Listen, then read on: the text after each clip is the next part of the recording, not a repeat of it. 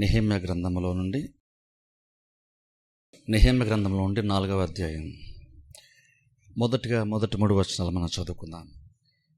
నెహెమ్యా గ్రంథంలో నుండి 4వ అధ్యాయము మొదటి 3 వచనాలు చదువుకుందాం. బైబిల్ చదువుతున్న అందరూ ఫాలో అవ్వండి. మేము గోడ కట్టుచున్న సమాచారము విని సన్బల్లుటు మిగుల కోపగించి రౌద్రుడై యూదులను ఎగతాళి చేసి సోమ్రోను దండివారి ఎదుటను తన స్నేహితుల ఎదుటను ఇట్లనెను, దుర్బలులైన ఈ యూదులు ఏమి చేయుదురు? తమంతట తామే ఈ పని ముగింతురా? బలులు అర్పించి బలపరుచుకొందురా? ఒక దినమందే ముగింతురా? కాల్చబడిన చెత్తను, కుప్పలుగా పడిన రాళ్లను మరలా బలమైనవిగా చేయుదురా? మరియు అమ్మోనీయుడైన టోబియా అతని యొద్దను ఉండి వారు కట్టిన దానిపైకి ఒక నక్క ఎగిరినట్టయినా వారి రాతి గోడ పడిపోవునెను. చాలు. మనం కొన్ని వారాల నుంచి మనం నెహెమ్యా గ్రంథం మనం చూసుకుంటున్నాం. అందులో ఈ రోజున ఈ 4వ అధ్యాయం విషయాలు మనం చూద్దాం. 3వ అధ్యాయం మనం చూసుకున్నట్లయితే ఇక్కడ వాళ్ళు ప్రాకారములు ఏ విధంగా కట్టారని దాని గురించి బైబిల్లో మనం రాయబడ్డ మనం చూస్తున్నాం. వారందరూ ఏ రకంగా కలిసి ఆ ప్రాకారాలను కట్టారు అన్న దాని గురించి 3వ అధ్యాయంలో చాలా డీటెయిల్డ్గా దేవుడిచ్చాడు. అది 4వ అధ్యాయం మనం చూసినప్పుడు అదే ప్రాకారం కట్టబడటము, దాని యొక్క కొనసాగింపుగా మనం చూస్తాం. అయితే ఈ 4వ అధ్యాయంలో ఏంటంటే మనము ప్రాకారాలు వాళ్ళు కడుతున్నప్పుడు వాళ్ళకి వచ్చినటువంటి వ్యతిరేకతను మనం 4వ అధ్యాయంలో మనం చూస్తాం.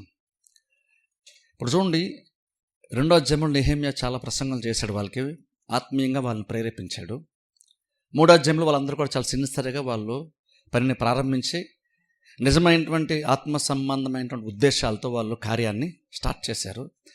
ఇప్పుడు 4వ అధ్యాయంకి వచ్చేసరికి వాళ్ళు నిజంగా వాళ్ళు దేవుని యొక్క ఉద్దేశాలను బట్టే కార్యము ప్రారంభించినప్పుడు కూడా ఇంకొన బైబిల్లో మనం చూస్తే వాళ్ళకి వ్యతిరేకత, వాళ్ళు తరచుగా వాళ్ళు వ్యతిరేకతను వాళ్ళు ఎదుర్కోవడము బైబిల్ మనం చూస్తాం.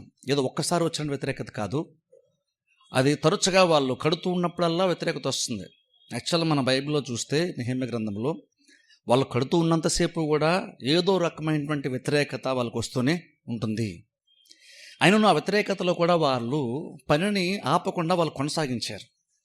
అది ఈ రోజున మనం ఈ 4వ అధ్యాయాలు మనం చూస్తాం. అయితే చూడండి, 4వ అధ్యాయం మొదటి వచనం మనం చూస్తే అక్కడ చూడండి, సన్బల్లుటు అనేటువంటి ఒక వ్యక్తిని మనం చూస్తున్నాం. అతడంటే రౌద్రుడే అన్న మాట మనం చూస్తున్నాం. ఈ వ్యక్తి, ఇదే వ్యక్తి గురించి మనము 2వ అధ్యాయాలు కూడా మనం చూస్తాం.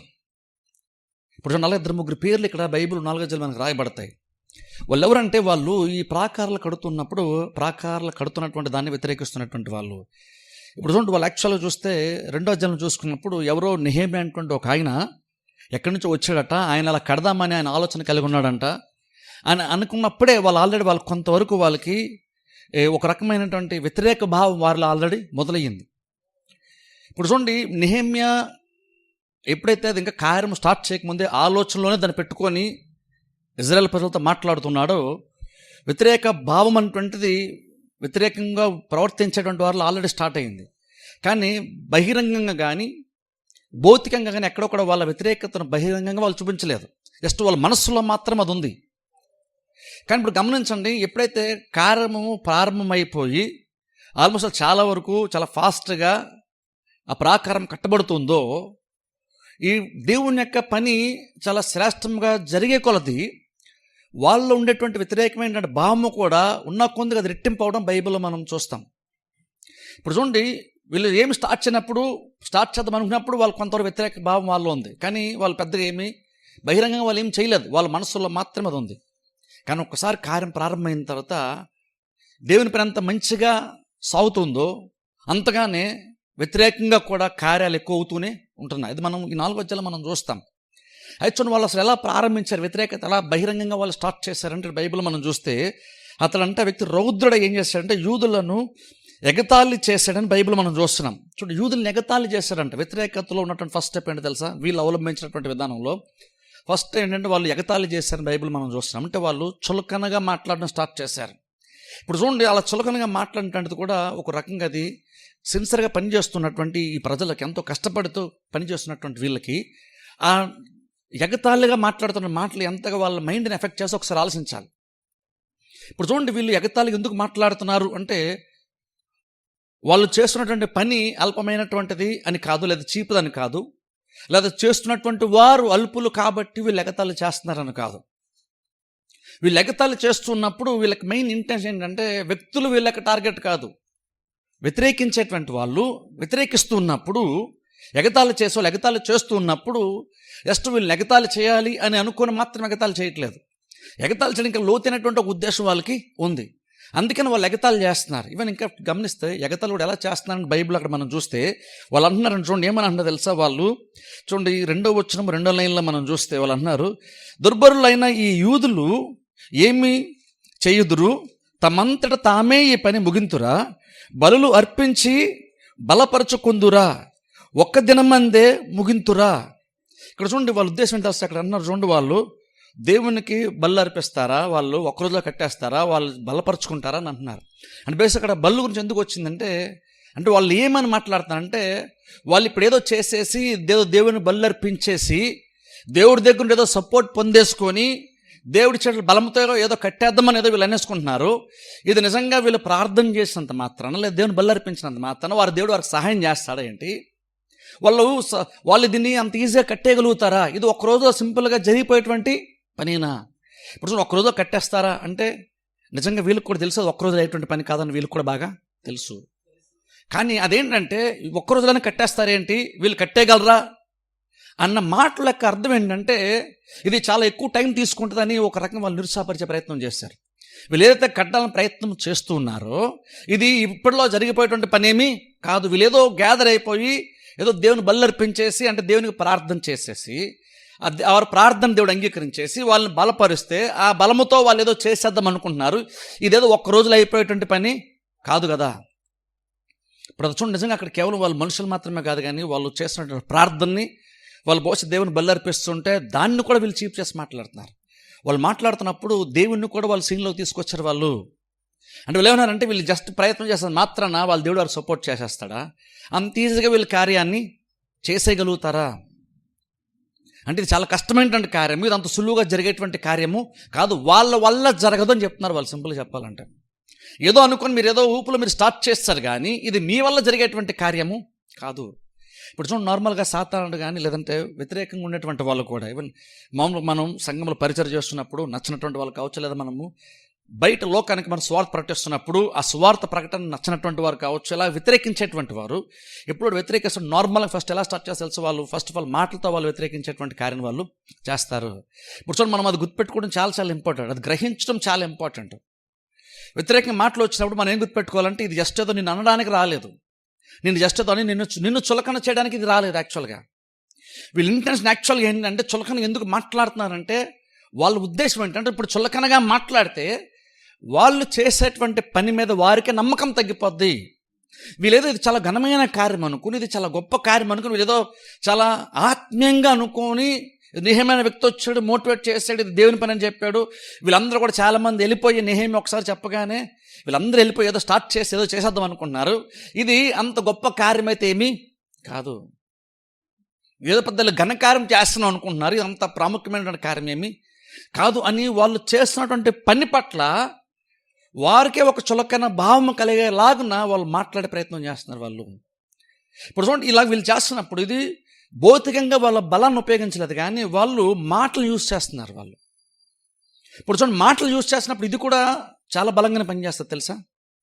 కానీ వీళ్ళు యాక్చువల్గా మనం ఏం గ్రహించాలంటే, వీళ్ళ ఉద్దేశం కేవలం మాటలని మనుషులను చులకనగా మాట్లాడడానికి కాదు, నువ్వు చేస్తున్నటువంటి పనిని చులకన చేయడం గురించి కాదు. వాళ్ళు యాక్చువల్గా వాళ్ళ మాటలతో మాట్లాడుతున్నప్పుడు వాళ్ళ ఉద్దేశం ఏంటంటే, వాళ్ళు ఆపకుండా నీకే ఒక రకమైనటువంటి చులకన భావం కలిగి, లేదంటే నీకే వ్యతిరేకమైన ఆలోచన వచ్చేసి నీకు నువ్వుగా పని మానేయాలని వాళ్ళు చులకనగా మాట్లాడుతున్నారు.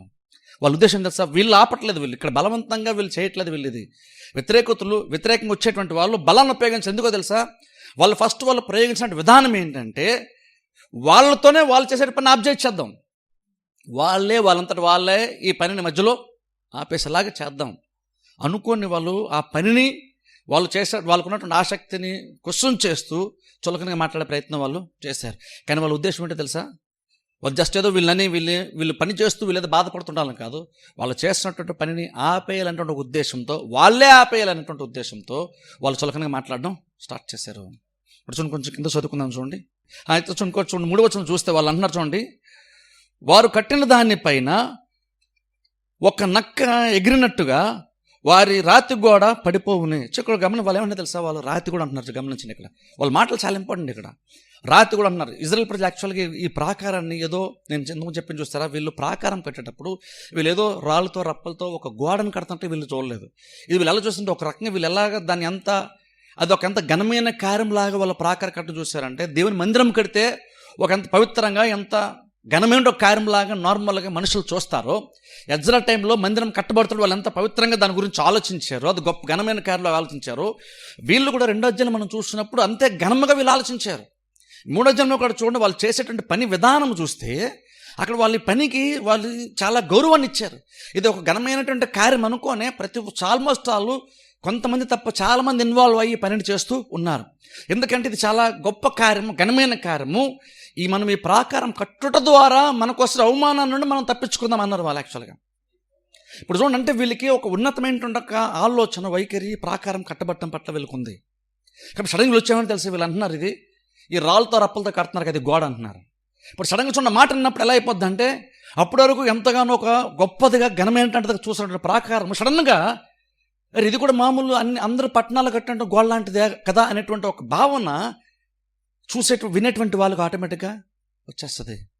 అంటే అప్పటి వరకు దాన్ని చాలా ఒక ఘనమైనటువంటిదిగా ఒక వాల్యుబుల్గా చూశారు. ఇప్పుడు సడన్గా వీళ్ళేమన్నారు తెలుసా, వీళ్ళే మీద రాళ్ళతో కట్టడం గోడ అదేముందిలే పెద్ద.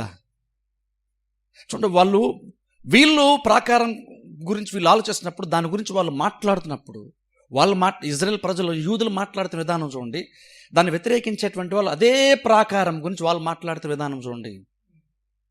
అదేం చెప్తుంది తెలుసా, అది మనుషుల యొక్క వైఖరిని చెప్తుంది. అది మనుషులకి దాని పట్ల వాళ్ళు ఎంత వాల్యూ ఇస్తారంటే, వాళ్ళు దాని గురించి సంబోధిస్తున్నప్పుడు మాట్లాడుతున్నప్పుడు దాని గురించి ఎలాంటి పదాలు వాడుతున్నారు, ఎలాగ మాట్లాడుతున్నారు, ఎలాంటి ఉద్దేశంతో మాట్లాడుతున్నారు, దాన్ని బట్టి వాళ్ళు దానికి ఎంత వాల్యూ ఇస్తున్నారో తెలుస్తుంది. వాళ్ళు మాటలు చెప్పేచ్చు ఎంత వాల్యూ ఇస్తున్నారంటువంటిది. వీళ్ళేమో చాలా గొప్పది ఘనమైన చూస్తున్నారు, వాళ్ళేమో ఐదారు రాళ్ళతో కడితే గోడ ఏముందిలే. వీళ్ళు కడుతున్నారు కానీ యాక్చువల్ ఏమో తెలుసా, నక్కగానికి జస్ట్ దాన్ని నడుచుకెళ్ళినా దూకినా ఆ ప్రాకారాలు పడిపోతాయి. చూడండి ఎంత చీప్గా మాట్లాడుతున్నారు. ఇది ఒక గోడలాగానే వీళ్ళు చూశారు. ఎందుకు అలా చూస్తున్నారు తెలుసా, ఎందుకు చూస్తున్నారంటే, ఆ ప్రాకారం కట్టడం స్టార్ట్ చేసినటువంటి వాళ్ళు చాలా ఘనమైనటువంటి కార్యం అనుకుని ప్రారంభించింది అంత గొప్పదేమీ కాదు, ఇది కూడా ఒక సాధారణమైన కార్యమే, పెద్ద ఘనకార్యమేమీ కాదు అన్నటువంటి ఒక భావనని, వాళ్ళకున్న ఒక మంచి అభిప్రాయాన్ని మార్చే ప్రయత్నంలో వాళ్ళు ఇలాంటి మాటలు వాళ్ళు మాట్లాడుతూ ఉన్నారు. వాళ్ళ ఉద్దేశం ఏంటి తెలుసా, వాళ్ళతోనే ఆ పని ఆర్జించాలని వాళ్ళ ఉద్దేశంతో అలా అంటున్నారు. ఇప్పుడు 4వ వచనం చదవండి. మా దేవా ఆలకించుము, మేము తిరస్కారము నొందిన వారము. వారి నింద వారి తలల మీదకి వచ్చినట్లుగా చేసి వారు చెరపట్టబడిన వారై వారు నివసించు దేశములోనే వారిని దోపునకు అప్పగించుము. వారు కట్టువారిని బట్టి నీకు కోపం పుట్టించి ఉండిరి గనుక వారి దోషమును పరిహరింపకము. నీ ఎదుట వారి పాపములను తుడిచివేయకము. అయినను పనిచేయుటకు జనులకు మనస్సు కలిగి ఉండెను గనుక మేము గోడను కట్టుచుంటిమి, అది సగము ఎత్తు కట్టబడి ఉండెను. చాలా ఇక్కడ చూడు 4వ వచనం మనం చూస్తే వాళ్ళు ఇలాంటి మాటలు మాట్లాడుతూ చులకనగా మాట్లాడుతున్నప్పుడు, వాళ్ళు కడుతున్న ప్రాకారాన్ని కానీ వాళ్ళు చేసినటువంటి పనినే కానీ చులకనగా మాట్లాడుతూ ఏదో గొప్పగా నువ్వు చేస్తారు కానీ ఇది మీరు చేసే పని పెద్దగా నిలబడేదేం కాదు అని వీళ్ళు చులకనగా మాట్లాడుతున్నప్పుడు, ఆ వ్యతిరేకతను నెహెమ్యా ఎలా హ్యాండిల్ చేస్తాడో ఒకసారి చూడండి. ఇక్కడ చూడండి, ఇక్కడ మనకు చాలా ప్రాక్టికల్గా చాలా విషయాలు మనకి ఇక్కడ కనబడతాయి, చాలా విషయాలు నేర్చుకోవచ్చు మనం. చులకనగా మాట్లాడుతున్నటువంటి వారిని నెహెమ్యా ఎలా హ్యాండిల్ చేశాడు. నాయకుడిగా ఉండి ఆ కార్యం అంతటిని తన భుజాల మీద వేసుకొని ముందుకు నడిపిస్తున్నట్టు నెహెమ్యా దాన్ని ఎలా హ్యాండిల్ చేశాడో తెలుసా. వాళ్ళు అలా మాట్లాడుతున్నప్పుడు, యాక్చువల్గా వాళ్ళు అలా మాట్లాడుతున్నప్పుడు నెహెమ్యా ఎక్కడ కూడా వాళ్ళు మాట్లాడిన దానికి ఆన్సర్ ఎక్కడ కూడా యాక్చువల్ నెహెమ్యా ఇవ్వలేదు. అసలు నెహెమ్యా నోరు తెరవలేదు తెలుసు. వాళ్ళ ముందు వాళ్ళన్ని మాటలు మాట్లాడుతున్నప్పుడు కూడా నెహెమ్యా ఎక్కడ నోరు తెరవలేదు. కానీ నెహెమ్యా ఎక్కడ నోరు తెరిచాడు తెలుసా, దేవుని దగ్గరికి వెళ్ళి దేవుని ప్రార్థన చేస్తూ దేవుని దగ్గర నోరు తెరిచాడు. ఎలా హ్యాండిల్ చేశాడు సిచ్యువేషన్ ఒకసారి చూడండి. వ్యతిరేకంగా మాట్లాడుతున్నటువంటి వాళ్ళకి కౌంటర్గా ఇవ్వలేదు, లేదా గౌరవంగానే వాళ్ళు అంటున్నటువంటి కరెక్ట్ కాదని కూడా వాళ్ళ అభిప్రాయం ఫాల్స్ అని చెప్పే ప్రయత్నం కూడా ఇక్కడ నెహెమ్యా చేయలేదు. తాను కరెక్ట్ అనే విషయాన్ని మనుషుల దగ్గర ప్రూవ్ చేసిన ప్రయత్నం అసలు నెహెమ్యా చేయలేదు. నెహెమ్యా అసలు వాళ్ళ మాటలకి అసలు ఏమాత్రం కూడా స్పందించలేదు. అలాగే నెహెమ్యాని ఎఫెక్ట్ ఏం చేయలేదు ఆ మాటలో. అంటే నెహెమ్యా కూడా మనిషే కాబట్టి వాళ్ళు ఎంతకన్నా ప్రయాసపడుతూ పని చేస్తారు. ఖచ్చితంగా వాళ్ళు ఆ మాటలు ఖచ్చితంగా వాళ్ళు కూడా కొంత ఇబ్బందిని కలిగిస్తాయి. ఖచ్చితంగా వీళ్ళకి నెహెమ్యా కూడా ఇబ్బంది కలిగించింది. కలిగించింది కాబట్టి దేవుని దగ్గరికి వెళ్ళి నెహెమ్యా ప్రార్థన చేయడం బైబిల్ మనం చూస్తున్నాం. ఆ ప్రార్థన చూడండి, సింపుల్ చెప్పండి, నెహెమ్యా ఎలాగని ప్రార్థన చేసి తెలుసా? వాళ్ళని క్షమించదంటే ప్రార్థన చేశాడు. వాళ్ళు ఖచ్చితంగా వాళ్ళ శిక్ష ఖచ్చితంగా వాళ్ళ మీదకి వచ్చే తీరాలు. ఏమాత్రం వాళ్ళు అంటే ఒక రకంగా చెప్పాలంటే ఎలా అన్నాడు నెహెమ్యా, ప్రభువా వాళ్ళని వదలొద్దు అన్నట్టుగా ప్రార్థన చేశాడు. అదేం చెప్తుందంటే అది ఎంతగా వాళ్ళ మాటలు నెహెమ్యాని ఎంతగా బాధించిందో, ఖచ్చితంగా నెహెమ్యాని కానీ ప్రజలను కానీ ఎంత బాధించిందో నెహెమ్యా బాగా తెలుసు. అంత బాధించింది కాబట్టి అని వెళ్ళిపోయి వెంటనే వాళ్ళకి ఆన్సర్ చేయలేదు. ఆయన అక్కడ ఓపికగా ఉన్నాడు, వాళ్ళు మాట్లాడుతూ ఓపికగా ఉండి ఎప్పుడో టైం వచ్చినప్పుడు దేవునికి ప్రార్థన చేశాడు ఆయన. ఇప్పుడు చూడండి, అలా దేవుని ప్రార్థన చేయడం వల్ల జరిగేటువంటి మేలు ఉంటే తెలుసా? అక్కడ బైబిల్ మనం చూస్తే 6వ వచనం చూస్తే, అయినను పని చేయుటకు జనులకు మనస్సు కలిగి ఉండెను గనుక మేము గోడను కట్టుచుంటిమి. చూసారా? అక్కడ చూడండి, నెహెమ్యా దేవునికి ప్రార్థన చేశాడు. చూసారా? దేవుని ప్రార్థన చేయడం వల్ల వచ్చేటువంటి ప్రతిఫలం ఏం జరిగిందంటే, అక్కడ వాళ్ళు అలా వ్యతిరేకంగా మాట్లాడుతున్నప్పుడు ఇంకనూ కూడా ప్రజలకి ఆ మాటలు నిరుత్సాహంగా రాకుండా వారు ఇంకనూ ధైర్యంగా ఉన్నారు, ఇంకనూ మానసికంగానే వాళ్ళు చాలా బలంగా ఉన్నారు, ఇంకనూ చాలా యాక్టివ్గా ఉన్నారు, చాలా ఆసక్తిగా వాళ్ళు ఉన్నారు, ఇంకనూ వాళ్ళు కట్టడానికి వారికి మనసు ఉందంట. అంత వ్యతిరేకతలో కూడా వారికి మనసు వచ్చింది. అది ఎప్పుడు వచ్చిందో బైబిల్ మనం చూస్తాం. నెహెమ్యా దేవుని దగ్గరికి వెళ్ళి ప్రార్థన చేశాడు. చూసారా? ప్రార్థన చేసినప్పుడు గమనించండి, నెహెమ్యా ప్రార్థన చేసినప్పుడు శత్రువులు వాళ్ళ అలా వ్యతిరేకంగా కార్యాలు చేస్తున్నప్పుడు నెహెమ్యా ప్రార్థన చేసి మనం అనుకుంటాం నార్మల్గా దానికి ఆన్సర్ ఏమవ్వాలనుకుంటామంటే, ఇక్కడ నుండి వ్యతిరేకత ఏమికి రాకూడదు, ఎందుకంటే నెహెమ్యా ప్రార్థన చేశాడు కాబట్టి. నేను ఈ ప్రాబ్లం గురించి దేవుని దగ్గర పెట్టాను కాబట్టి వ్యతిరేకతే రాకూడదు, ఎందుకంటే నేను ప్రార్థన చేశాను, నేను నమ్మకంతో ప్రార్థన చేశాను, దేవుడు ప్రార్థన ఆలకించుంటే ఖచ్చితంగా వ్యతిరేకత నెక్స్ట్ డే నుంచి రాకూడదు అని నార్మల్ అనుకుంటాం. వ్యతిరేకత రాకుండా అంటే ప్రార్థనకి జవాబేమో అనుకుంటాం మనం. కానీ గమనించండి, ఇక్కడ దేవుడు ఖచ్చితంగా ప్రార్థన ఉన్నాడు, ప్రార్థనకు జవాబు ఖచ్చితంగా ఇచ్చాడు దేవుడు. కానీ ఆ జవాబు ఏంటంటే అది వ్యతిరేకత అంటే రాకుండా దేవుడు చేయలేదు, కానీ వ్యతిరేకతలో కూడా ఇంకొన ప్రజలు అదే కంట్రోల్గా ఉండి ఇంకొన పని చేయడానికి వారికి అవసరమైనటువంటి ఆసక్తిని, మనస్సును, బలాన్ని దేవుడు వారికి ఇచ్చాడు. అది కూడా దేవుడు ఇచ్చినటువంటి జవాబే. కొన్నిసార్లు మనము దేవుడు జవాబు ఇస్తున్నప్పుడు జవాబు మనం గుర్తించాం. మనం ఒకటి అనుకోని ముందే ఫిక్స్ అయిపోతాం. అది రానప్పుడు దేవుడు ప్రార్థన ఆలకించట్లేదేమో అనుకుంటాం మనం. కానీ ఇంకొన ఇక్కడ నెహెమ్యా సిన్సియర్గా ప్రార్థన చేశాడు, దేవుడు కూడా ప్రార్థన ఆలకించాడు. ఇంకొన వ్యతిరేకత ఉంటూ కూడా ప్రజలకు ఏమాత్రం కూడా డిస్టర్బ్ అవ్వలేదు. ఇంకొన వారు మనసును దృఢపరుచుకున్నారని బైబిల్ మనం చూస్తున్నాం. పని చేయట వాళ్ళందరూ కూడా మనసుకు వెళ్ళదని బైబిల్ మనం చూస్తున్నాం. మేము గోడను కట్టుచుంటిమి, అది సగం ఎత్తు కట్టబడి ఉండేను. చూసారా? వ్యతిరేకత స్టార్ట్ అని చులకని మాట్లాడుతున్నప్పుడు కూడా ఇంకొన వ్యతిరేకతలో ఇంకా పని ఇంకా చాలా యాక్టివ్గానే జరిగింది. పని ఎక్కడ కూడా ఏమాత్రం కూడా వాళ్ళ మాటలు అంటే దాన్ని బట్టి పని మీద ఎప్పుడు కూడా దాని ప్రభావము కనబడలేదు. దానికి కారణం ఏంటో తెలుసా? అక్కడ నెహెమ్యా ఆ సిట్యువేషన్ని ఆయన హ్యాండిల్ చేసిన విధానం చాలా ఇంపార్టెంట్ అయింది. అక్కడ జస్ట్ ఒకసారి ఆలోచించండి, వాళ్ళు ఏదో అన్నారు, వాళ్ళు అన్నదానికి నెహెమ్యా కూడా వెంటనే ఇంకేదో అంటున్నాడు. అప్పుడు బహుశా వ్యతిరేకించడం కాదు, ఇంకో 10 మంది బహుశా వాళ్ళు కూడా కలిసి ఇంకో 10 మంది వచ్చి ఇంకేదో అంటుంటారు. అప్పుడు నెహెమ్యాతో ఇంకో 10 మంది కలిసి వీళ్ళు ఇంకేదో అంటుంటారు. అప్పుడు ఆర్గ్యుమెంట్ని గెలిచే ప్రయత్నంలో కనుక నెహెమ్యా కనుక ఒకవేళ ఉంటే, నెహెమ్యా ఆ టైంలో కనుక ఆర్గ్యుమెంట్ చేస్తుంటే వాళ్ళు ఏం గ్రహించలేకుండా ఉంటారంటే పని ఆల్రెడీ ఆగిపోయి ఉంటుంది. వాళ్ళు పనిని ఆప్ చేసి ఆర్గ్యుమెంట్ చేస్తూ కూర్చుంటారు. బహుశా అప్పుడు ఆర్గ్యుమెంట్ చేస్తే ఆర్గ్యుమెంట్లో వాళ్ళకి గెలవచ్చేమో. కానీ నిజంగా నెహెమ్యా ఆర్గ్యుమెంట్ చేసుకుంటూ ఉంటే, ఆర్గ్యుమెంట్లో ఒకవేళ నెహెమ్యా గెలిచున్నా సరే ఏమంటాను తెలుసా, ఇంకను నెహెమ్యా ఓడిపోయినట్టు అవుతుంది. ఎందుకో తెలుసా? వాళ్ళు జస్ట్ ఆర్గ్యుమెంట్ కోసం, వాళ్ళ అభిప్రాయ భేదాల కోసం వాళ్ళు ఆర్గ్యుమెంట్ చేయటం తక్కువగా మాట్లాడలేదు, వీళ్ళతో పని ఆపించడానికి వాళ్ళు మాట్లాడుతున్నారు. అప్పుడు కనుక నెహెమ్యా కనుక ఈ మాత్రం జ్ఞానం కనుక నెహెమ్యాకి లేకపోతే ఆర్గ్యుమెంట్లో దిగి వాళ్ళతో వాదోపాదాలు చేసుకుంటూ ఆర్గ్యుమెంట్ చేసుకుంటుంటే ఏమవుతుందంటే పని ఆగిపోద్ది. అప్పుడు పని అయిపోయినప్పుడు బహుశా నెహెమ్యా ఆర్గ్యుమెంట్లో గెలవచ్చేమో. నెహెమ్యా ఆర్గ్యుమెంట్లో గెలిచినప్పుడు నెహెమ్యా కూడా బహుశా ఏమనుకోవచ్చు, నార్మల్ అజ్ఞానంగా కనుక నెహెమ్యా ఉండుంటే నేను ఆర్గ్యుమెంట్లో గెలిచాను, వారు నోరు ముయించానని బహుశా నెహెమ్యా అనుకుంటాడు. కానీ అల్టిమేట్గా ఏం మిస్ అవుతామంటే, శత్రు యొక్క ఉద్దేశము ఆర్గ్యుమెంట్ ద్వారా నెహెమ్యా పైన విజయం సంపాదించాలని కాదు, నెహెమ్యా చేస్తున్న పని ఆపేయాలని. దానికి డైవర్షన్గానే ఇలాంటి ఆర్గ్యుమెంట్స్. అందుకని నెహెమ్యాకి ఆ మాత్రం జ్ఞానం ఉంది కాబట్టి అసలు వాళ్ళకి అసలు ఏం మాత్రం వాళ్ళకి జవాబు ఇవ్వలేదు, వాళ్ళతో అసలు ఏం మాట్లాడలేదు. మాడకుండా దేవుని దగ్గరికి వెళ్ళి చెప్పుకున్నాడు. దేవుడు కూడా వారికి ప్రతిఫలం ఇచ్చాడు, దేవుడు కూడా వారికి బలాన్ని ఇచ్చాడు, వారికి మనస్సును కూడా ఇచ్చాడు కట్టడానికి. పని యాక్చువల్ ఆల్మోస్ట్ సగం అప్పటికి అయిపోయిందని బైబిల్ మనం చూస్తాం. వ్యతిరేకతలో కూడా పని ఎందుకు ఆగలేదు, అక్కడ 6వ వచనం మనం చూస్తే ఎందుకు ఆగలేదు తెలుసా? ఆ సిచ్యువేషన్లో నెహెమ్యా కరెక్ట్గా డీల్ చేశాడు కాబట్టి. అక్కడ ఇంట్రెస్ట్ ఉందో కాబట్టి అని కాదు, ఇంట్రెస్ట్ ఉంది మాత్రం సరిపోదు, ఆ పని మీద నీకు ఇంట్రెస్ట్ సరిపోదు, నీకు జ్ఞానం కూడా చాలా అక్కడ ఉండాలి. నేను ఇంట్రెస్ట్గా పని చేస్తాను, వీళ్ళందరూ వ్యతిరేకిస్తున్నారంటే అనుకొని వాళ్ళతో ఆర్గ్యుమెంట్స్ పెట్టుకుంటే బహుశా పని ఆగిపోయేది. అదే కదా వ్యతిరేకించడం వాళ్ళకి ఉద్దేశం కూడా అదే కదా. నెహెమ్యా తెలియకుండానే వాళ్ళు యాక్చువల్గా నెహెమ్యాను వాళ్ళు జయించుండి ఉంటారు బహుశా ఆ టైంలో. వాళ్ళు విజయాన్ని వాళ్ళు సెలబ్రేట్ చేసుకుంటారు. యాక్చువల్ నెహెమ్యాకు ఆర్గ్యుమెంట్ చేస్తూ కూర్చుంటే ఆర్గ్యుమెంట్లో ఒక శత్రువులు ఓడిపోయినా సరే ఇంకా వాళ్ళు హ్యాపీ ఫీల్ అవుతారు. ఎందుకు తెలుసా? అల్టిమేట్గా పని ఆపాలని అనుకున్నారు, ప్రయత్నం చేశారు, పని నిజంగా ఆగిపోయి ఉంటే పని ఆపేసి ఆర్గ్యుమెంట్ చేస్తూ కూర్చుంటే శత్రులే గెలిచినట్టు అయ్యి ఉండేది. నెహెమ్యాకు ఆ జ్ఞానం ఉంది కాబట్టి ఎక్కడ కూడా వ్యతిరేకించలేదు, వాళ్ళు అసలు ఏమనలేదు, ప్రార్థన చేశాడు, దేవుడు వారికి బలాన్ని ఇచ్చాడు, పని ముందుకెళ్తూ ఉంది. ఇప్పుడు ఏడో వచ్చి చదవండి కిందకి. సన్బల్లుటును, టోబియాయును, అరబీయులను, అమ్మోనీయులను, అష్టోదీయులను యెరూషలేము యొక్క గోడలు కట్టబడిననియు బీటలనియు కప్పబడిననియు వినినప్పుడు మిగులు కోపపడి యెరూషలేము మీదికి యుద్ధమునకు వచ్చి పని ఆటంకపరచవలనని వారందరూ కట్టుకట్టి మమ్మను కలతపరచగా మేము మా దేవునికి ప్రార్థన చేసి వారి భయము చేత రాత్రింబగళ్ళు కావలించి. చాలా గమనించండి, వెంటనే వాళ్ళు పని అయినను ఆగకుండా వెళ్ళిపోయేసరికి వాళ్ళకి ఇంకా మిక్కిలి కోపం వచ్చిందని బైబిల్ మనం చూస్తాం. మిగిలిన కోపపడి అని 8వ వచనం మనం చూస్తున్నాం. వాళ్ళు కోపడి వాళ్ళంట యెరూషలేము మీదకి వాళ్ళు యుద్ధానికి వచ్చారంట. ఇప్పుడు గమనించండి, వాళ్ళు ఇప్పుడు నెక్స్ట్ స్టెప్ చూడండి, వాళ్ళు కూడా వ్యతిరేకత ఎలా ముందు ఎలాగ వాళ్ళు పెంచుతూ వెళ్ళారు చూడండి ఒకసారి.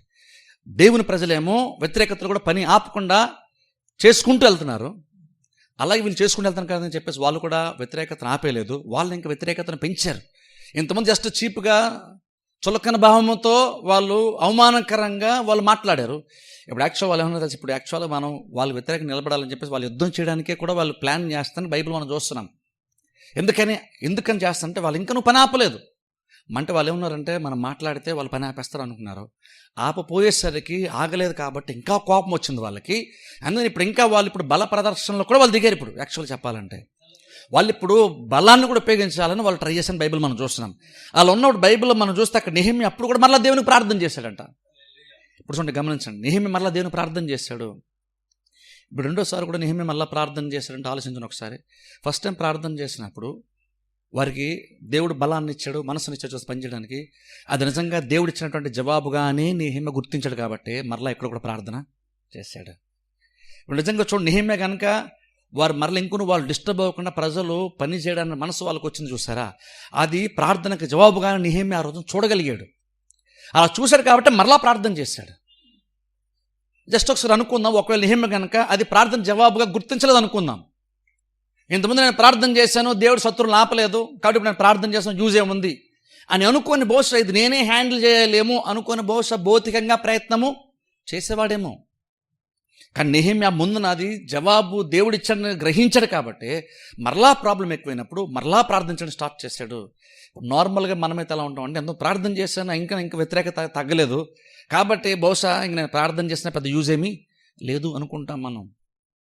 నెహెమ్యాలు అనుకోలేదు. ఎందుకంటే నెహెమ్యా కరెక్ట్గా ప్రార్థన చేసినప్పుడు దేవుడు ఎలాగ పనిని ముందు నడిపించాడో అది గ్రహించాడు. ఇప్పుడు చూడండి, అది జవాబు అని నీకు తెలియాలంటే నీకు గ్రహింపు ఉండాలి. నువ్వు అనుకున్న జవాబు రాకపోవచ్చు, కానీ ఇంకో నువ్వు పని ముందుకెళ్తున్న అర్థం ఏంటంటే అది దేవుని యొక్క సపోర్ట్తోనే వ్యతిరేకతలో కూడా పని ముందుకి సాగుతుంది. వ్యతిరేకతలో కూడా పని ముందుకెళ్తున్న అర్థం ఏంటంటే ఈ పని ముందుకెళ్ళడానికి కారణము దేవుని యొక్క సపోర్ట్ నీకు ఉంది కాబట్టి పని ముందుకెళ్ళింది. అది గ్రహించడం చాలా ప్రాముఖ్యం. ఇప్పుడు చూడండి, మనకు కూడా కష్టాలు వచ్చినప్పుడు ఒక్కోసారి కష్టాలు వస్తాయి అనుకోని కష్టాలను బట్టి మనం ఒక్కోసారి ఏంటంటే దేవుడు ఏం చేయట్లేదంటే అనుకుంటాం. కానీ ఏముంటుంది అసలు కష్టాల్లో కూడా ఇంకా బతికి ఉన్నావు కదా, కష్టాల్లో కూడా ఇంకా నువ్వు బాగానే ఉన్నావు కదా, కష్టాల్లో నువ్వు నిర్మూలమైపోలేదు కదా.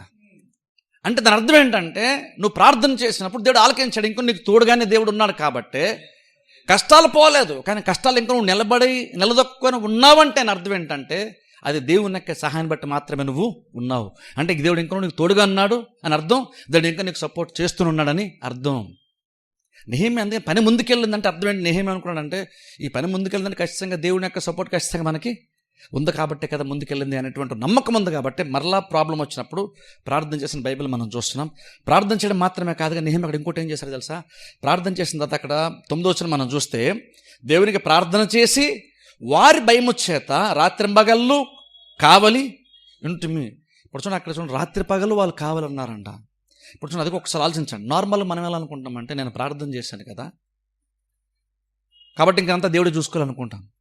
కానీ నెహెమ్యా అక్కడ చూడండి, ప్రార్థనని నువ్వు కొన్ని కార్యాలు చేయకుండా ఉండడానికి ప్రార్థన కాదు, అంటే కొన్ని క్రియలకి ఆల్టర్నేటివ్ ప్రార్థన కాదు.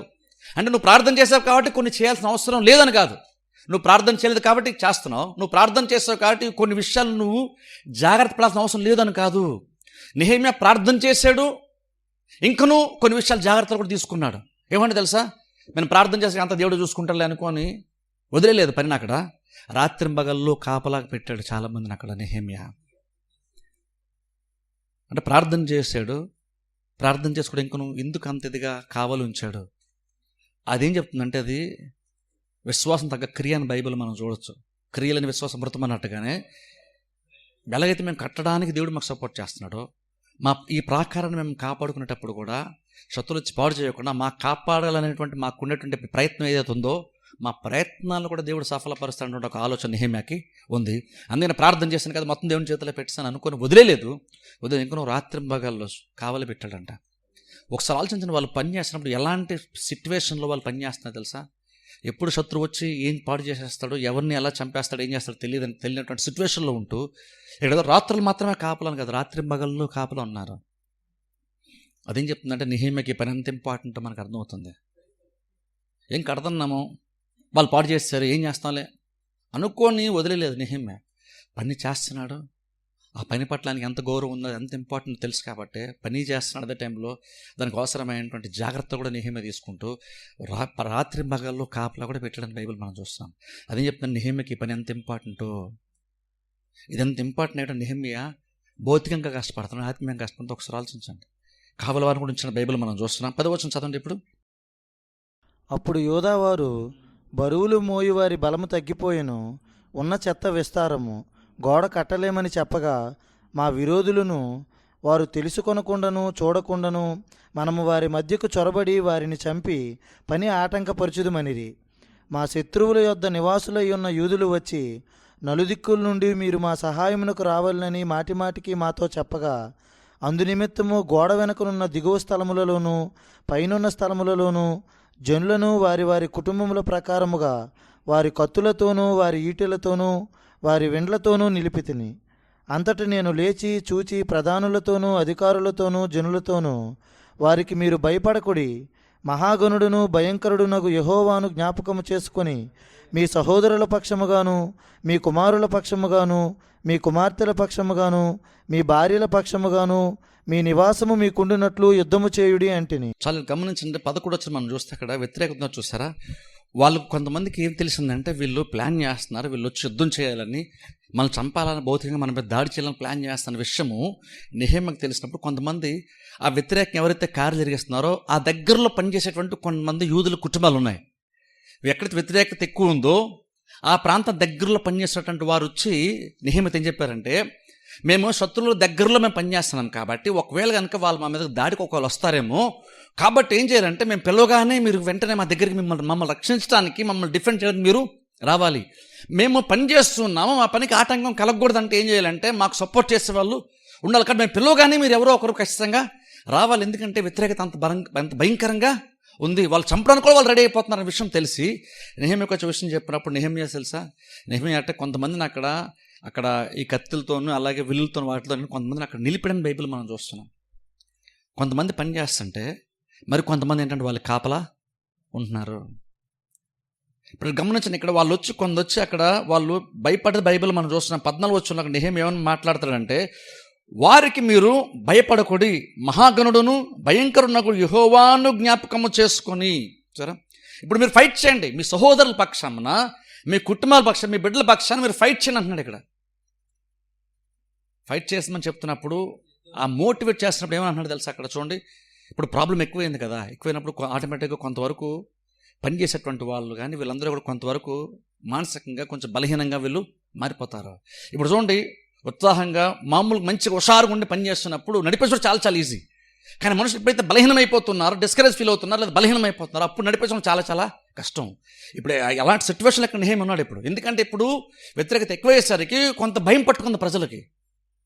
ఆ భయం పట్టినసరికి నెహెమ్యా భౌతికంగా కూడా దానికి సిద్ధపడుతూ కొంతమంది అక్కడ వారిని కాపలాగా నిలిపాడు. అది మాత్రమే కాకుండా ఏమన్నా తెలుసా, ఆ ప్రాబ్లం అంతట్లో దేవుని గురించి మాట్లాడడం స్టార్ట్ చేశాడు. దేవుణ్ణి జ్ఞాపకం చేసుకో, యెహోవాను జ్ఞాపకం చేసుకోండి.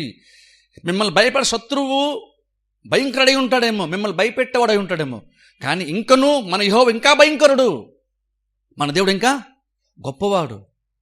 కాబట్టి మనం భయపడాల్సిన పని లేదు. భయంకరంటే అర్థం ఏంటంటే మన దేవుడు ఇంకా గొప్పవాడు కాబట్టి, మన దేవుడు గొప్పవాడు కాబట్టి మనం భయపడాల్సిన పని లేదు అని ప్రాబ్లం మధ్యలో దేవుని గురించి మాట్లాడడం స్టార్ట్ చేశాడు. ఎలాంటి ప్రాబ్లం మాట్లాడుతున్నాం? మనం ఏదో ఇంట్లో కూర్చొని మనకు వచ్చేటువంటి చిన్న చిన్న సమస్యలు లాంటి సమస్యలు కాదు, నిజమైనటువంటి సమస్యలతో వీళ్ళు సఫర్ అవుతున్నారు. అక్కడ ఎలాంటి సమస్య? నిజంగా ప్రాణానికే ప్రమాదం. ఇక్కడ శత్రువుల గురించి ఎవరైతే మనం అంటున్నామో, విరోధులు ఎవరి గురించి అంటున్నామో, వాళ్ళు నిజమైన శత్రువులే, నిజమైనటువంటి ఆయుధాలు, నిజమైనటువంటి యుద్ధ పరిస్థితుల వాళ్ళు ఉన్నారు ఇక్కడ. నిజంగా కనుక యుద్ధంలా జరిగితే అక్కడ ప్రాణ నష్టం ఖచ్చితంగా జరుగుతుంది. అక్కడ ఏదో పైపైన వచ్చి 4 మాటలు అనుకుని వెళ్ళిపోయేటువంటి వాళ్ళు కాదు. శత్రువు కూడా చాలా డిటర్మినేషన్తో ఉన్నాడు, దృఢ సంకల్పంతో ఉన్నాడు. శత్రువు కూడా అవసరమైతే వీళ్ళ మీద యుద్ధం చేయాలి, వీళ్ళు చంపాలంటే ఒక దృఢ సంకల్పం శత్రువు ఉన్నాడు. అయితే ఇక్కడ చూసారా, ప్రజలు కూడా అంతే బలమైనటువంటి సంకల్పంతో వీళ్ళు కూడా ఉన్నారు. అందుకని నెహెమ్యా కూడా వాళ్ళని మోటివేట్ చేస్తున్నాడు. ఈ టైంలో మీరు వాళ్ళకి భయపడాల్సిన పని లేదు, ఎందుకంటే మన దేవుని ఒకసారి జ్ఞాపకం చేసుకుందాం, మన దేవుడు ఎలా అంటాడో అర్థం చేసుకుందాం. నేను చూడండి, నిజంగా దేవుడు ఎంత గొప్పోడంటే ప్రాబ్లమ్స్లో కనుక నిజంగా కనుక మనం నిజాయితీగా సిన్సియర్గా నిజంగా కనుక దేవుణ్ణి స్మరిస్తే, దేవుణ్ణి అర్థం చేసుకుంటే, దేవుణ్ణి నిజంగా జ్ఞాపకం చేసుకుంటే ఖచ్చితంగా బలం ఖచ్చితంగా వస్తుంది, ఖచ్చితంగా ధైర్యం వస్తుంది. కానీ ఏ బేసం వస్తుంది? ఊరిన ప్రభువా అంటే కాదు. అలా నువ్వు దేవుని తలుచుకున్నప్పుడు నీకు బలం రావాలంటే అప్పటికే నీకు దేవుని గురించి చాలా విషయాలు నీకు అర్థమయ్యి ఉండాలి. అందుకనే దేవుని గురించి తెలుసుకోవడం అంత ఇంపార్టెంట్, దేవుని గురించి జ్ఞానం మనకు అంత ఇంపార్టెంట్. ఇక్కడ చూడండి, నార్మల్ కొన్నిసార్లు సెంటిమెంట్లకి ఏంటంటే భయం వేస్తున్నప్పుడు కొన్నిసార్లు ఏంటంటే కొంతమంది విశ్వాసులు ఊరిన ప్రభా ఏసై అంటాం. ఏంటంటే జస్ట్ ఆ పేరు ఉచ్చరించాం కాబట్టి భయం పోద్దాం అనుకుంటాం. జస్ట్ నువ్వు ఉచ్చరించావు కాబట్టి భయం పోదు. అక్కడ యాక్చువల్గా మనం ఏదో దాని ఒక సెంటిమెంట్లుగా ఏదో ఒకలాగా మనం చాలా అల్పంగా దాన్ని అనుకుంటున్నాం, కానీ నిజమైన ఉద్దేశం దేవుని స్మరించేటప్పుడు దాని ఉద్దేశం యాక్చువల్గా ఏంటంటే నువ్వు ప్రాబ్లంలో కూడా నువ్వు దేవుడిని జ్ఞాపకం చేసుకుంటున్నావు. అది నువ్వేదో జస్ట్ ఉన్న దేవుడి పేరు నోట్లోంచి వస్తే భయం పోద్ది ఆటోమేటిక్గా అని కాదు, సాతాను పోతాడని కాదు. నువ్వు ఎందుకు జ్ఞాపకం చేసుకుంటున్నావు అంటే జస్ట్ నువ్వు నోటితో ఎందుకు పలుకుతున్నావు అంటే నువ్వు దేవుడిని జ్ఞాపకం చేసుకుంటున్నావు. నేను నోట్లోంచి యేసయ్య అన్న మాట వచ్చినప్పుడు ఆ దేవుడు ఎలా ఉంటాడో నీకు అర్థం అవ్వాలి. ఇక్కడ నెహెమ్యా అన్నాడు చూసారా, యెహోవాను జ్ఞాపకము చేసుకుని అన్నాడు. అంటే ఊరిని ఒకసారి ఏదో ఫ్లాష్ లాగా అలా వచ్చేసి దేవుడు అనుకుని వెళ్ళిపోమని కాదు. దేవుని జ్ఞాపకం చేసుకుంటే అర్థం ఏంటంటే దేవుడు ఏమై ఉన్నాడో నువ్వు జ్ఞాపకం చేసుకో, దేవుడు ఎలాంటి వాడో నువ్వు అర్థం చేసుకో. అది అర్థం. ఇక్కడ దేవుని జ్ఞాపకం చేసుకోమంట, ఓకే నన్ను జ్ఞాపకం చేసుకో, ఇప్పుడు ఏం చేయాలి నెక్స్ట్ నేను అని కాదు అర్థం. దేవుని జ్ఞాపకం చేసే అర్థం ఏంటంటే దేవుడు ఎలాంటి వాడో నువ్వు అర్థం చేసుకో, నీ దేవుడు ఎంత భయంకరుడో నువ్వు అర్థం చేసుకో, దేవుడు ఎంత బలం గలవాడో నువ్వు అర్థం చేసుకో, దేవుని యొక్క కెపాసిటీ ఏంటో నువ్వు అర్థం చేసుకో. నిజంగా దేవుడు గురించి నువ్వు నిజంగా వినుంటే, దేవుడి గురించి కరెక్ట్గా అర్థమై ఉంటే, దేవుని గొప్పతనం ఏంటో నువ్వు ఆల్రెడీ వాక్యం ద్వారా నువ్వు తెలుసుకొని ఉండుంటే, నువ్వు నమ్మినటువంటి దేవుడు ఎలాంటి వాడు నీకు ఆల్రెడీ చాలా వరకు దేవుని గురించి జ్ఞానం కనుక ఉండుంటే, ఇలాంటి సందర్భాల్లో నువ్వు నిజంగా జ్ఞాపకం చేసుకుంటే ఖచ్చితంగా నిజంగా బలం వస్తుంది. ఎందుకో తెలుసా, నువ్వు జస్ట్ ఏదో జ్ఞాపకం చేస్తున్నందు కాదు, ఆ ఇన్ఫర్మేషన్ నువ్వు ఆల్రెడీ తెలుసుకున్న చూసి దేవుని గురించి అది ఒకసారి మళ్ళీ నీ మైండ్లో ఒకసారి మళ్ళీ నువ్వు దాన్ని రివైండ్ చేసుకున్నప్పుడు దేవుడు ఎంత గొప్పవాడు, ఎంత భయంకరమైన వాడు నీకు అర్థమైనప్పుడు ప్రాబ్లమ్స్ కూడా నీకు ధైర్యం ఆటోమేటిక్గా వస్తుంది. ఎందుకంటే మన దేవుడు అంత గొప్పవాడు. నువ్వు దేవుడు నిజంగా ఏమాత్రం కొంచెం సరే నువ్వు సీరియస్గా కనుక నువ్వు జ్ఞాపకం చేసుకుంటే ఖచ్చితంగా నువ్వు భయపడేటువంటి సిట్యువేషన్స్లో కూడా నీకు ధైర్యం ఖచ్చితంగా వస్తుంది. ఎందుకు వస్తుంది అంటే మన దేవుడు అంత గొప్పవాడు కాబట్టి అంటున్నాను. దేవుని గొప్పతనం నీకు అర్థమైనప్పుడు ఆఫ్టర్ ఆల్ నీకు విరోధంగా వచ్చేట మనుషులు చూసిన పెద్దగా భయపడాల్సిన అవసరమే లేదు. అందుకని ఇక్కడ నెహెమ్యా ఆ టైంలో దేవుని జ్ఞాపకం చేస్తున్నాడు. మన దేవుడు ఎంత భయంకరం, ఒకసారి దేవుని జ్ఞాపకం చేసుకుని అంటున్నాడు. ఇప్పుడు చూడండి, నిజంగా మనకు నిజంగా భయపడుతున్నాడు, ప్రాబ్లమ్స్ ఉన్నప్పుడు ఎవరన్నా కనుక ఇలా దేవుని గురించి మాట్లాడినప్పుడు ఆ మాట సీరియస్ తీసుకోండి అంటాను నేనైతే. ఆ మాట ఊరిని ఏదో చెప్తున్నారులేండి, మాకు తెలుసు దేవుడి గురించి, మాకు వాక్యాలు తెలుసు అని అలా అనకండి. ఇక్కడ ఇలాంటి సందర్భాలు నిజంగా మీరు భయపడుతున్నప్పుడు, నిజంగా ఆత్మీయ క్రెడిబిలిటీ ఉన్నటువంటి వ్యక్తి వచ్చి, నిజంగా దేవుని గురించి జ్ఞానం ఉన్నటువంటి వ్యక్తి వచ్చి జస్ట్ దేవుని జ్ఞాపకం చేసుకుని ఒక మాట అన్నప్పుడు దాన్ని మీరు సీరియస్గా తీసుకున్నాను, సిల్లిగా తీసుకోద్దంటాను. ఎందుకంటే ఆ సిచ్యువేషన్లో నిజంగా మీకు అవసరమైన మాట అదే. నేను అంటే ఆ టైంలో నీకు యాక్చువల్ నీకోసం ప్రార్థన చేస్తున్న మాట కూడా కాదు. ఆ టైం నీకు కావాల్సిన ప్రార్థన కాదు, నువ్వు సమస్యలను చూస్తున్నటువంటి విధానంలో మార్పు రావాలి. నీ పర్స్పెక్టివ్ మారాలి, నువ్వు పరిస్థితిని చూసే విధానం మారాలి. అందుకని ఇక్కడ ఆ ప్రాబ్లంలో కూడా నెహెమ్యా వెంటనే దేవుని జ్ఞాపకం చేస్తున్నాడు. ఆ దేవుని జ్ఞాపకం చేసినప్పుడు ఆ దృష్టితో పరిస్థితి చూసినప్పుడు అప్పుడు ఆటోమేటిక్గా నేను భయపెడుతున్న అదే పరిస్థితి ఇప్పుడు నీకు అంత ప్రాబ్లంగా నీకేమీ అనిపించదు. అందుకని నెహెమ్యా ఇక్కడ అంటున్నాడు, మీరు జ్ఞాపకం చేసుకోండి, మీ సహోదరుల కోసం, మీ కుటుంబ సభ్యుల కోసం, మీ జన్మ కోసం మీరు ఫైట్ చేయండి. ఒకళ్ళు ఫైట్ చేయాల్సి వస్తే ఫైట్ చేయండి. అలా ఫైట్ చేసేటప్పుడు మీరు దేవుని జ్ఞాపకం చేసుకొని ఫైట్ చేయండి. అలా దేవుని తెలుసుకొని జ్ఞాపకం చేసుకొని ఫైట్ చేస్తే ఏమవుతుందో తెలుసా? యుద్ధము యెహోవాదే. ఆ విషయం అర్థమవుతుంది. ఆ విషయం అర్థం ఖచ్చితంగా ఒక యుద్ధం వచ్చినా సరే నువ్వు యుద్ధంలో ఖచ్చితంగా విజయం నువ్వు సంపాదించుకుంటావు.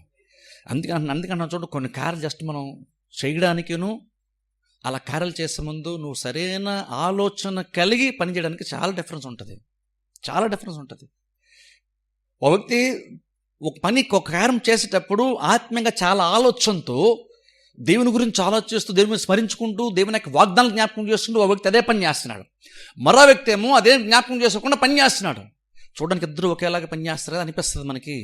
కానీ ప్రతి ఫలములో మాత్రం, రిజల్ట్లో మాత్రం ఖచ్చితంగా వ్యత్యాసం ఉంటుంది. ఒకడు దేవుణ్ణి జ్ఞాపకం చేసుకుంటూ పని చేయడానికి, దేవుణ్ణి జ్ఞాపకం చేసుకోకుండా ఎందుకు పని చేస్తున్నారు వ్యక్తులు ఇద్దరు. మనం చూస్తున్నప్పుడు ఇద్దరు ఒకేలాగా పని చేస్తారని అనిపిస్తుంది మనకి. కానీ ఇద్దరు ఒకేలాగా పని చేయరు. ఎందుకంటే నీకు అలా కనబడుతుంది, కానీ రిజల్ట్లో మాత్రం ఖచ్చితంగా డిఫరెన్స్ ఉంటుంది. ఎందుకంటే నువ్వు దేవుని జ్ఞాపకం చేసుకున్నప్పుడు నీ చేతులు ఆయన బలపరుస్తాడు.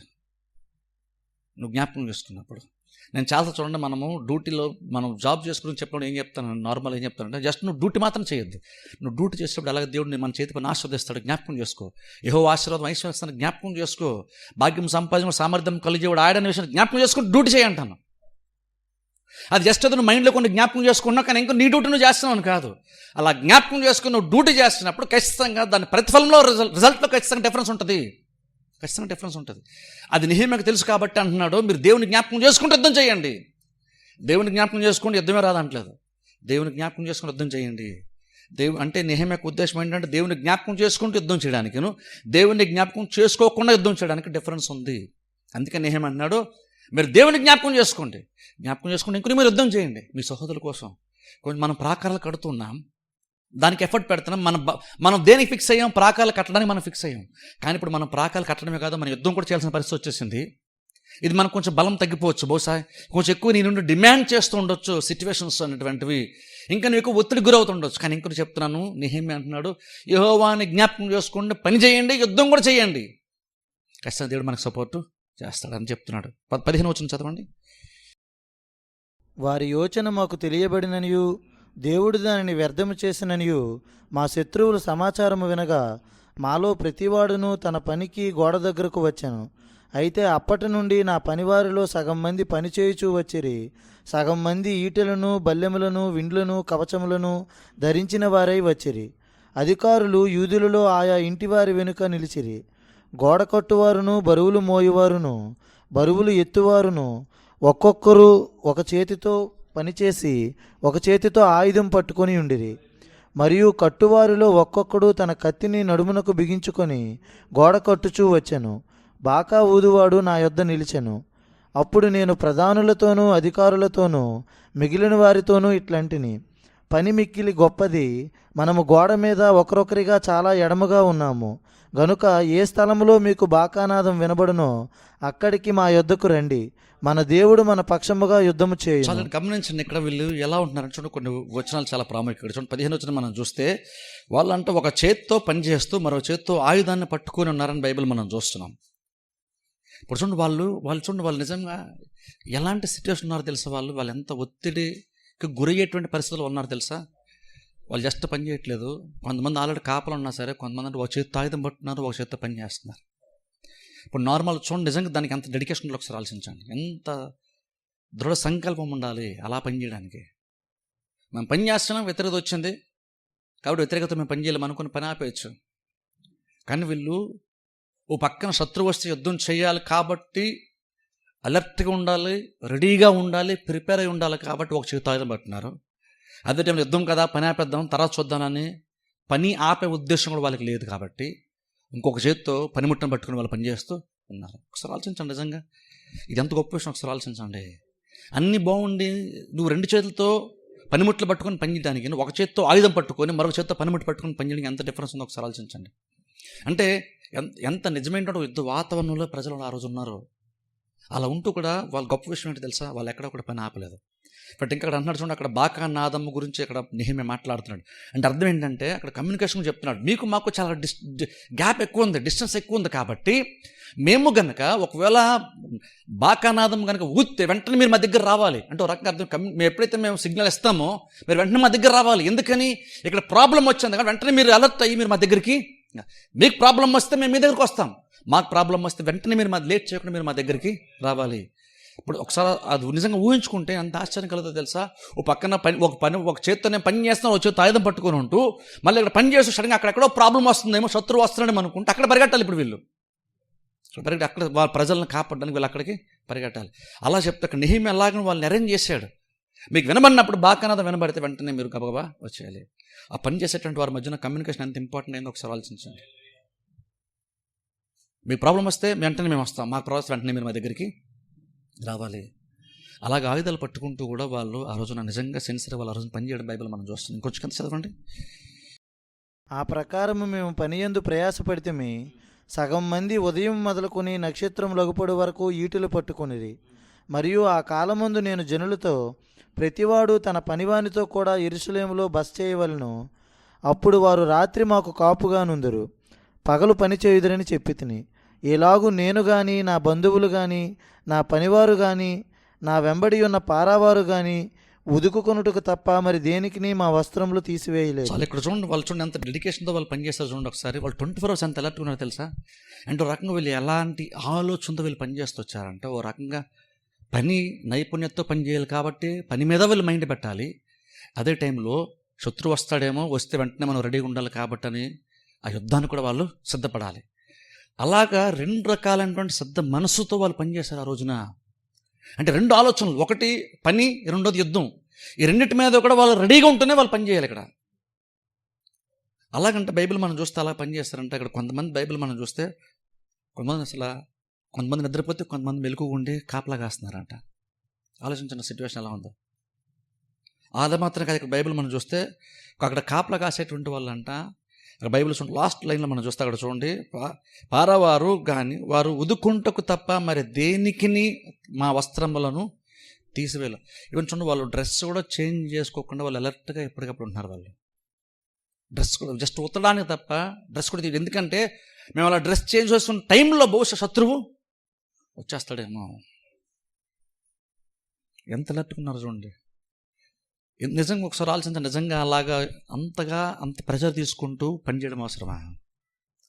అంత ప్రెజర్ తీసుకుంటూ పనిచేయడం అవసరమా? కానీ వాళ్ళు ఆ రోజున అలా పనిచేశారు. అదేం చెప్తుంది తెలుసా, వాళ్ళందరికీ ఒకటే ఉద్దేశం ఏంటో తెలుసా, సమస్యలు ఎన్ని వచ్చినా సరే, ఏ పని అయితే మనం చేద్దాం అనుకో మనం స్టార్ట్ చేసామో, ఏ పని అయితే చేయడానికి మనం మాటిచ్చామో నెహెమ్యాకి కానీ దేవునికి కానీ, ఇది మనందరం కలిసి చేద్దాం అనేది 2 అధ్యాయాలు మనం అనుకున్నామో, అది 3 అధ్యాయాలు మనం కన్ను చేస్తాం, 4 అధ్యాయంలో కూడా మనం శత్రువు వచ్చినా సరే మనం ఆపద్దు, ఇంకను మనం దాన్ని ముందు చేసుకుంటూనే వెళ్దాం. దానికోసం యుద్ధం చేయాల్సి వస్తే యుద్ధం చేద్దాం, పని చేయాల్సి వస్తే మనం పని కూడా చేద్దాం. నార్మల్గా ఏమనుకుంటానే, నేను పని చేస్తాను, నేను యుద్ధం నేను చేయను అంటాం, లేదా నేను యుద్ధం చేస్తాను, నేను పని చేయలేను, ఏదో ఒకటే చేస్తానంటాం.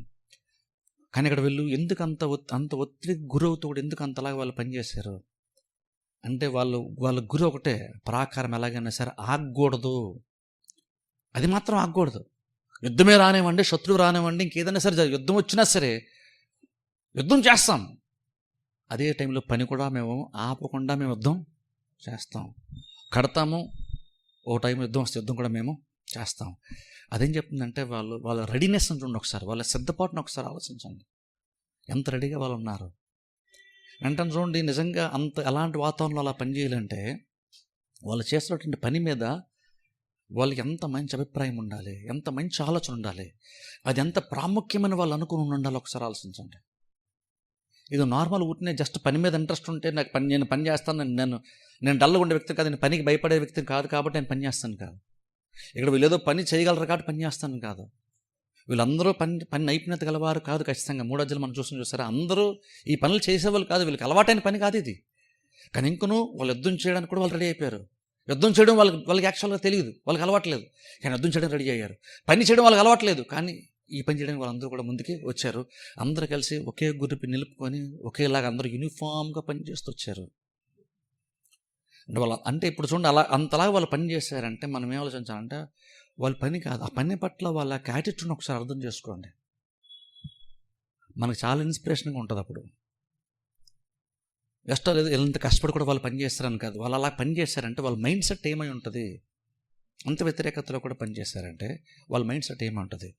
కంఫర్ట్ జోన్లో వాళ్ళు పని చేయలేదు, వాళ్ళు పని చేసినప్పుడు సుఖంగా ఉండి అన్ని అనుకూలంగా ఉన్నప్పుడు పని చేయలేదు, వ్యతిరేకతలో కూడా పని చేస్తారు. వ్యతిరేకత చూడండి, అది కూడా పెరుగుతూ వస్తుంది. మానసికంగా ఫస్ట్ చులకనగా మాట్లాడారు, తర్వాత ఏమో బెదిరించారు, తర్వాత భౌతికంగా కూడా దాడి చేయడం, యుద్ధానికి కూడా వాళ్ళు రెడీ అయిపోయారు. అయినా సరే ఎక్కడైనా పని ఆగిందా? ఎక్కడైనా పని ఆపారా?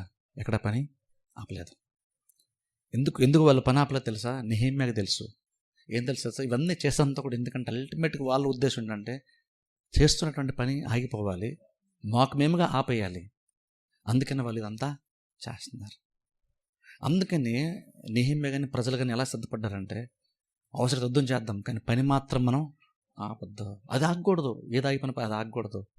ఎందుకంటే వ్యతిరేకత వచ్చేదే దాన్ని ఆపేయడానికి. అది అర్థమైంది, శత్రువు యొక్క నిజమైన ఉద్దేశం అర్థమైంది కాబట్టి ఆ పని వాళ్ళు ఆపలేదు. ఈ రోజుల్లో మనం అలా పని చేయాలంటే, అలా జీవించాలంటే ఎంత జ్ఞానం కావాలి తెలుసా మనకి? మనం ఎవరైనా చిన్న చిన్న మాటలు అంటేనే మనం ఫీల్ అయిపోతూ ఉంటాం. మనం అంటే అలా మనుషులు అలా అన్నప్పుడు మనుషులు నువ్వు ఫీల్ అవ్వాల్సిన పని కూడా లేదు. అల్టిమేట్గా మనుషులు నీకు వ్యతిరేకంగా మాట్లాడినా, వ్యతిరేక కొన్ని కార్యాలు చేసిన అల్టిమేట్గా ఎందుకు చేస్తారు? ఒకవేళ ఉద్దేశపూర్వకంగా కనుక చేస్తుంటే ఎందుకు చేస్తారు? బహుశా లేదా సాతాను వాళ్ళ ద్వారా ఎందుకు అలాంటి మాటలు అనిపిస్తున్నారు, లేదా అలాంటి కార్యాలు ఎందుకు జరుగుతున్నాయి? అల్టిమేట్ నువ్వు ఏదో చేస్తున్న దాన్ని ఆపేయాలనే కదా వాళ్ళు అలాగనా చేస్తున్నారు. అప్పుడు మనం ఏంటంటే నేను చేస్తున్నది ఆగాలని ఇవన్నీ వస్తున్నాయి కాబట్టి నేను చేస్తున్నది ఆపకూడదు అనేటువంటి ఒక ఉద్దేశం, ఒక ఆలోచన నీకు మనసులో రావాలి. అందుకే వాళ్ళని అలాగ అన్నారండి, నేను చేద్దాం ముందుకు వచ్చానండి, కానీ వాళ్ళు ఎలాగ అంటున్నారండి నా గురించి అని ఎప్పుడైతే నువ్వు అనుకున్నావో, శత్రువు ఆల్రెడీ విజయాన్ని సంపాదించుకున్నాడు. శత్రువు మీద విజయాన్ని సంపాదిస్తే నెహెమ్యా గెలిచినట్టు కాదు, ప్రాకారాన్ని కట్టి ముగిస్తే నెహెమ్యా గెలిచినట్టు. నిజమైనటువంటి గెలుపు, నిజమైన విజయం ఏంటో తెలుసుకోవాలి. అల్టిమేట్గా నీ ఉద్దేశం ఏంటి, నువ్వేమనుకొని స్టార్ట్ చేస్తావు అది తెలుసుకోవాలి. అది తెలుసుకోకపోతే ఆర్గ్యుమెంట్స్ చేసుకుంటా కూర్చుంటాం, టైం వేస్ట్ చేసుకుంటా కూర్చుంటాం, పక్కన పని ఆగిపోద్ది. వ్యతిరేకత ఎందుకు వచ్చిందో అర్థమైంది కాబట్టి నెహెమ్యా పని అయితే ఆపలేదు. అంటే ఈ రోజుల్లో మనకు కూడా అదే కావాలి. నువ్వు చర్చికి రావడానికి ఆటంకాలు రావచ్చు, ఇంకా చాలా కార్యాలు నీకు చేయడానికి ఆటంకం రావచ్చు. అప్పుడే అర్థం చేసుకోవాలంటే వచ్చింది టక్కన నువ్వు ఆగిపోతాను అంటే అసలు వచ్చింది అందుకు కదా. అప్పుడు సైలెంట్ కూర్చున్నట్టు అర్థం ఏంటంటే నువ్వు పని ఆపేసావంటే అర్థం ఏంటంటే నువ్వు ముందుకెళ్ళడం మానేసావంటే, నువ్వు నడ్డం ముందుకు మానేసావంటే అర్థం ఏంటంటే అల్టిమేట్ సాతానికి గురి అదే కదా, లేదా శత్రువులకు విరోధులకు గురి అదే కదా. అప్పుడు వాళ్ళు ఫస్ట్ స్టెప్లోనే వాళ్ళు సక్సెస్ అయిపోయినట్టు కదా. జస్ట్ వాళ్ళు ఏదో కొన్ని మాటలు అన్నప్పుడు నువ్వు ఆగిపోయావంటే అర్థం ఏంటంటే వాళ్ళు ఫస్ట్ స్టెప్లోనే, మొదటి ప్రయత్నంలోనే నువ్వు వాళ్ళకి విజయం ఇచ్చావు. ఎప్పుడైతే నువ్వు జస్ట్ సైలెంట్గా ఉన్నావు, లేకపోతే ఆర్గ్యుమెంట్ చేస్తూ కూర్చున్నా, నువ్వు ఆర్గ్యుమెంట్ చేసినా నువ్వు ఓడిపోయినట్టే. ఆర్గ్యుమెంట్లో గెలుస్తావేమో, కానీ ఉద్దేశం మాత్రం ఎప్పుడైతే నువ్వు ఆపేసావో, పని చేస్తున్న దాన్ని ఆపేసావో నువ్వు ఓడిపోయినట్టే. ఆర్గ్యుమెంట్లో ఇంక నువ్వు గెలిచి మనం హ్యాపీ ఫీల్ అవుతుండొచ్చు, కానీ నువ్వు నిజంగా నువ్వు ఓడిపోయావు. కాకపోతే నీకు విషయం కూడా తెలియలేదు అంతే. ఆ విషయం కూడా తెలియలేదు. ఇది ఇంకా దారుణం అంటాను. నువ్వు ఓడిపోయిన విషయం కూడా తెలియలేదు. నేను గెలిచాను అనుకున్నా, భుజాలు ఎగరేసుకుంటున్నావు. నేను ఆర్గ్యుమెంట్ చేశాను, మాట సమాధానం చెప్పాను, గెలిచాను అనుకుంటున్నాను. కానీ యాక్చువల్గా నువ్వు ఓడిపోయావు. ఎందుకంటే నువ్వు పని చేయడం ఆపేస్తే నువ్వు ఫెయిల్ అయినట్టే, నువ్వు ఓడిపోయినట్టే. ఏదన్నా సరే అంతే. మనం చర్చకు వచ్చే విషయం కావచ్చు, కొన్ని కార్యాలు చేసే విషయం కావచ్చు, దేవునిలో సాగే విషయం ఏదన్నా సరే ఆపేసామంటే అల్టిమేట్ నువ్వు ఓడిపోయావని అర్థం, నువ్వు గెలిచావని కదా అర్థం. ఎదురు నువ్వు బుద్ధి చెప్పావు కాబట్టి నువ్వు గెలిచే నువ్వే పై చేసి సాధించు అనుకుంటున్నాయేమో. నువ్వు చేయడం ఆపేసావంటే నువ్వు ఖచ్చితంగా ఓడిపోయినట్టే. నేనేమంటే బెస్ట్ అప్రోచ్ ఏంటంటే నెహెమ్యాలాగా నువ్వు వాళ్ళ గురించి మాట్లాడడమే మానేసి, దాన్ని డిస్కస్ చేయడం మానేసి, అసలు వాళ్ళు మాటలు పట్టించుకోవడం మానేసి, ఒక నిజంగా నీకు బాధ కలిగిస్తే ఆ విషయం నువ్వు వాళ్ళతో మాట్లాడకుండా, లేదా వేరే మూడో వ్యక్తితో మాట్లాడకుండా నువ్వు దేవుని దగ్గర ఆ విషయాన్ని పెట్టి ఇంక నువ్వు చెల్లెను చేసుకుంటూ ముందుకెళ్తే, నువ్వు దేన్నైతే ఆటంకపరచాలని వ్యతిరేకతలు వస్తున్నాయో అది ఆటంకాల్లో కూడా నువ్వు చేయడానికి అవసరమైన బలాన్ని దేవుడు మనకి ఇస్తాడు. దేవుడు ప్రతిసారి శత్రువు యొక్క నోరు మూయించకపోవచ్చు, కానీ శత్రువు ఇంకొన మాట్లాడుతుండగానే, ఇంకొన వ్యతిరేకమైన కార్యాలు చేస్తుండగానే దేవుడిని ప్రార్థన ఆలకించి జవాబిచ్చి బలాన్ని ఇచ్చి ఆ బలముతో ఉద్దేశాన్ని దేవుడు నెరవేరుస్తాడు. అది విజయము. అది అల్టిమేట్ గోల్. నెహెమ్యా అది డిస్టర్బ్ అవ్వకుండా చూస్తున్నాడు కాబట్టి వ్యతిరేకతలో కూడా పని ముందుకు యాక్టివ్గా సాగింది. ఎంత యాక్టివ్గా పని ముందుకెళ్తుందో సాగుతుందో అంతే ఎక్కువగా వాళ్ళు కూడా వ్యతిరేకత వచ్చింది. వ్యతిరేకత వచ్చినప్పుడు ఎందుకు వస్తుంది ఆలోచించాలి. నువ్వు ముందుకెళ్తున్నా కూడా వ్యతిరేకత వస్తుంది. అది అర్థం చేసుకుంటే నువ్వు ముందుకెళ్ళి ఆపేసి నువ్వు డిస్కస్ చేయవు, నువ్వు ఆగిపోయి నడ్డం మానేసి గొడవ పెట్టుకుంటూ కూర్చోవు, నువ్వు ముందుకు సాగిపోతూ ఉండాలి. మనం రోడ్డు మీద ఒక డెస్టినీ పెట్టుకొని ముందుకెళ్తున్నప్పుడు ఎవడో మధ్యలో సడన్గా అడ్డం వచ్చని చెప్పేసి నువ్వు ఆడుతూ ఆర్గ్యుమెంట్ పెట్టుకుంటే నీకు చాలా టైం నువ్వు వేస్ట్ చేసుకున్నావు అని అర్థం. ఆర్గ్యుమెంట్ గెలిచే ప్రయత్నం చేస్తే నువ్వు చాలా టైం వేస్ట్ చేసుకుని అర్థం. నేను తెలుసా, అది జస్ట్ వాళ్ళు అలాగ అన్నారు ఆ నిమిషంలో పోయేదానికి నువ్వు అక్కడ దాని గురించి 10 మందితో మాడుతూ డిస్కస్ చేసుకుంటూ కూర్చుంటే నువ్వు చాలా టైం వేస్ట్ చేసుకుని అల్టిమేట్గా నువ్వు ఫెయిల్ అయ్యావని అర్థం. అన్నీ అర్థం చేసుకొని కొంచెం జ్ఞానంగా మనం ఆలోచించడం నేర్చుకోవాలి. అందరూ తల వంచి కళ్ళు మూసుకొని ప్రార్థన చేసుకుందాం. మమ్మల్ని మిక్కిలిగా ప్రేమిస్తాను మా తండ్రి, మీకు వందనములు స్తోత్రాలు ప్రభువా. రాత్రికాల సమయంలో మీరు ఇచ్చిన మాటలు బట్టి మీకు వందనాలు తండ్రి. పరిస్థితుల ప్రభావ మేము ముందుకు సాగుతున్నప్పుడు ఆటంకాలు వస్తున్నప్పుడు తండ్రి మేము ఎలాగ ఆలోచించాలి, ఎలా ప్రవర్తించాలో జ్ఞానాన్ని ప్రభావ మీరు మాకు ఇచ్చినందుకు మీకు స్తోత్రాలు చెల్లిస్తున్నాం.